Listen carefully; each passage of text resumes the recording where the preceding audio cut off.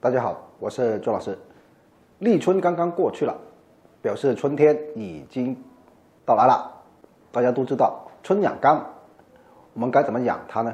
今天就给大家分享2个肝喜欢的动作，有空的朋友跟着做。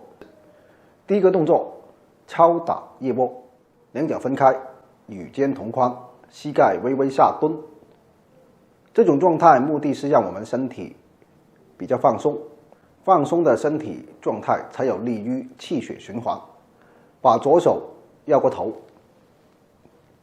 提住右边耳朵，右手握成空心拳头，敲打腋窝，连续敲打49下，1、2、3、4、5，连续敲49下。敲完左边再换右边，连续做49下。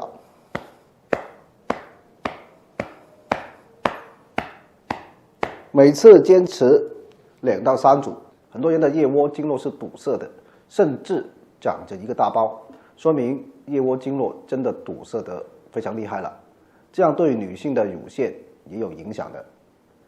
乳腺已经有结节的朋友一定要多做这个动作，对排肝胆之毒很好。因为肝胆邪气都是藏在2腋窝之中，通过拍打可以帮助排出身体的肝毒胆毒，排出身体才会越来越好。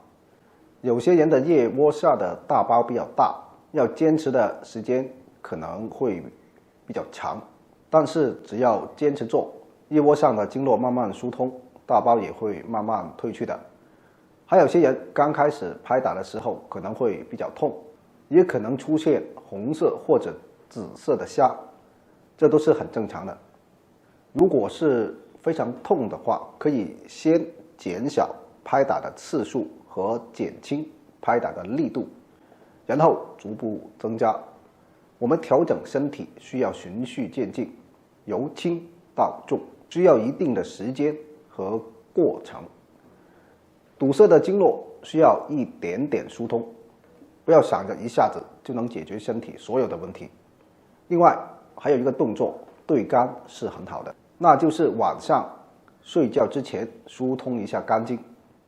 疏通肝经，我们只需要疏通大腿内侧段就可以。大腿内侧段的肝经呢是在偏中间的位置，我们用经络拍，从大腿根部往膝盖方向敲打。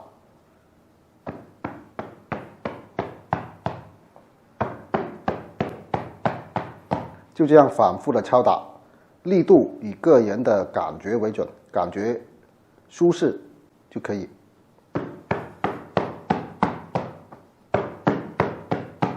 反复的拍打疏通，每次10分钟。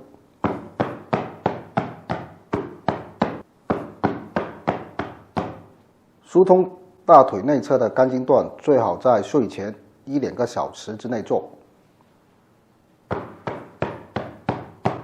好，以上就是2个动作，是我们肝比较喜欢的2个动作。这段时间做就非常适合。今天的视频先到这里，感谢大家支持，谢谢大家。